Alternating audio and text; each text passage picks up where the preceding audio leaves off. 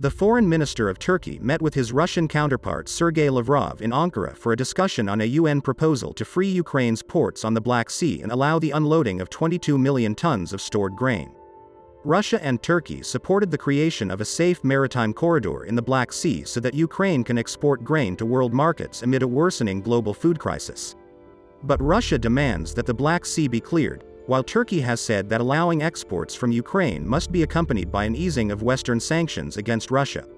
The two allies seemed eager to dictate the terms of Ukrainian exports, which have been heavily affected by Russia's invasion of Ukraine, and to consolidate further control over the Black Sea. Ukraine was not invited to the talks. Ukraine is one of the world's largest exporters of wheat, corn, and sunflower oil, but the war and the Russian blockade of its ports have stopped the major part of that flow, threatening food supplies to many developing countries. Many of these ports are now heavily mined. Russia called on Ukraine to clear mines near the Black Sea port of Odessa to ensure safe grain exports.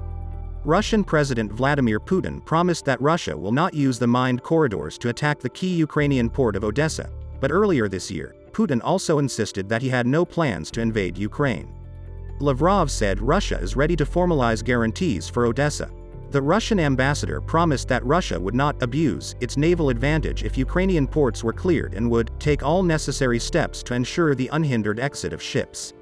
Moscow also insisted on its right to inspect ships with grain to make sure they are not transferring weapons to Ukraine. Ukraine, which was not represented at the Ankara meeting, says Russia's promise not to use safe sea corridors to attack Odessa is not credible.